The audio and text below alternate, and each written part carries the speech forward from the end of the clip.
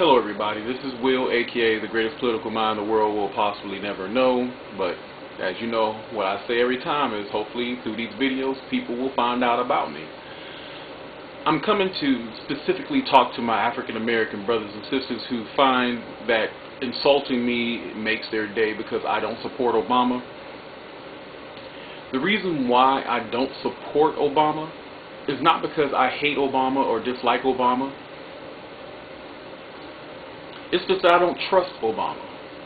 Let me tell you a little something about me. I graduated in 1997 from college. I graduated top to 10% of my class. Very high GPA. I went on to my state capital and became an intern with a very prestigious internship. I worked for as a legislative aide for quite some time. But I got my start in politics when I was 15. I worked for a congressman from my hometown and did some canvassing and visibility work and lit drops and phone bank work for him. So I've been volunteering from age 15 until now. But going back to, I was a legislative aide for a while. Then when the internship was over, I moved on and I started working on campaigns for city councilmen, state senators, state representatives, congress people who are running for Congress.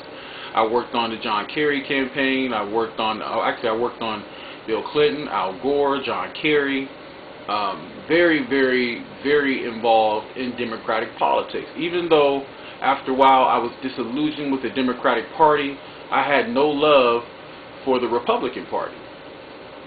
So therefore I decided that I would register as an independent, but I would still lean left.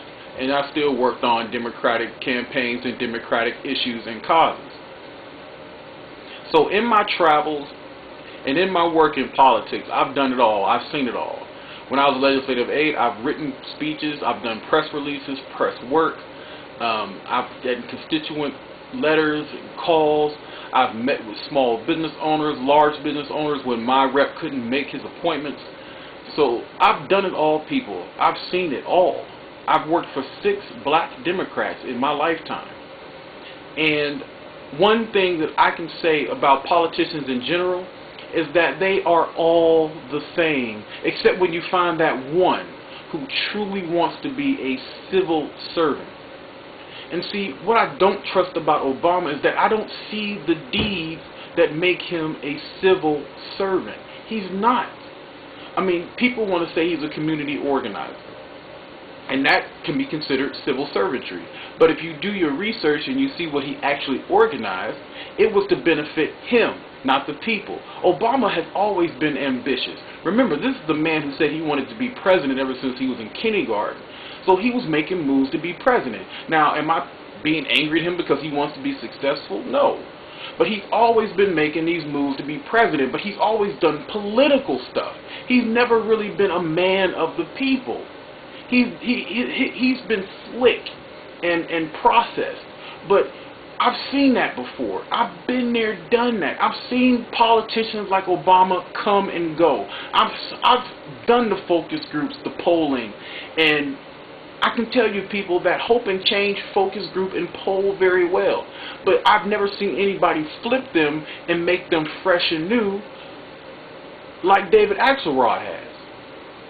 People, David Axelrod makes millions of dollars to do what he does. He found a great product in Obama, and the DNC, are using this product to gain power. And it's a beneficial symbiotic relationship between the DNC and Obama. Now, do Republicans do the same thing? Of course they do. See, people, get your head out the sand. This is the real world. This is the real shiznit. This is what it's all about. This is geopolitical politics, gutter politics, man. And if you don't know how to play the game, you will get crushed. And Obama knows how to play the game, but he just didn't know how to take himself to that next level. So when David Axelrod seen him in 2004, he said, that's the guy that I can take to that next level. So all you people out there who think that Obama runs his own campaign, he doesn't. So that's not one of the qualifications that you can use to justify your support for him. David Axelrod is his campaign manager, and the DNC pays him very, very well from your donated dollars to do what he does, to keep you donating. So don't be fooled. McCain doesn't run his campaign either, but that's politics. So don't be fooled. Don't get okey-doke. Do your research. Don't be bamboozled. Look and think for yourself, and don't just go to somebody's website. The website is there for propaganda. Go to your newspapers. Go to Chicago newspapers and Illinois newspapers. And go to magazines like Newsweek, U.S. News and World Report. Do your research and learn about candidates from outside sources. That's what I did. And I found Obama to be lacking. I've seen Obama before. People, I cannot stress that enough. I used to work for a state rep who talked about hope and change and changing where I come from, one of the most violent cities in the country, and never did anything when he finally got to office. Mostly what he did was cheat on his wife. So people, I'm trying to explain to you that it's not about Obama's color. It's about what I see and what I don't see and what I have seen before. I'm not some neophyte. I've been around this stuff for years, over a decade. And I know fake and phony in an empty suit when I see one. I know when somebody is being used. I know when somebody, you know what, better, I'm not saying Obama's being used. It's a symbiotic relationship between him and the people who control him. They're giving him a service, he's giving them a service. That's politics, baby. That's politics. So I don't hate Obama. I don't dislike Obama. I think he's a good man, a good family man. But he's not my man. He's not who I think should be president. Now, does McCain have black people's best interests in mind? No, he never has. He probably never will. But one thing that I did look when I saw his record was that he was fair. That he was a fair man. And I could actually touch, feel his deeds. He has that perfect combination of politician and civil servant. I vote for the best person, regardless of R and D behind someone's name and their color. That's what we are all Americans, people. We all got to live here together, whether we're black, white, or Latino, Jewish, or Arab. We all live here together, and we will die together. We have to be better Americans and be better informed about those who hold the reins of power. The DNC will sweep the House and the Senate.